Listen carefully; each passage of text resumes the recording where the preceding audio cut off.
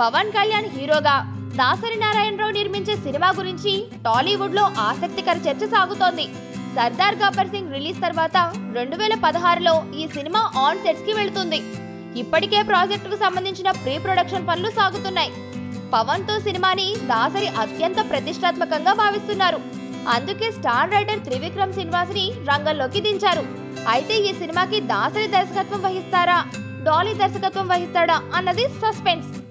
జల్సా, అత్తారింటికి దారేది వంటి block buster hits ని అందించిన త్రివిక్రమ్ తన స్నేహితుడు పవన్ కోసం సీన్ లోకి ఎంటర్ అయ్యాడు.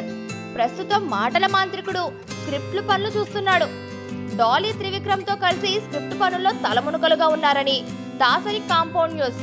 అయితే త్రివిక్రమ్ ఇప్పటికే పవన్ తో 2 సినిమాలకు దర్శకత్వం వహించాడు. కేవలం స్క్రిప్ట్ విభాగంలో రెండోసారి పనిచేస్తున్నాడు. ఇంతకు ముందు జయన్ ఫర్జానీతో కలిసి తీన్మార్ స్క్రిప్ట్ రాసిన త్రివిక్రమ్ ఇప్పుడు రెండోసారి పవన్ సినిమా కోసం స్క్రిప్ట్ రెడీ చేస్తున్నాడు. ఈసారి తీన్మార్ ఫలితం రిపీట్ అవ్వకుండా ఎలాంటి జాగ్రత్తలు తీసుకుంటాడో వెయిట్ అండ్ సీ.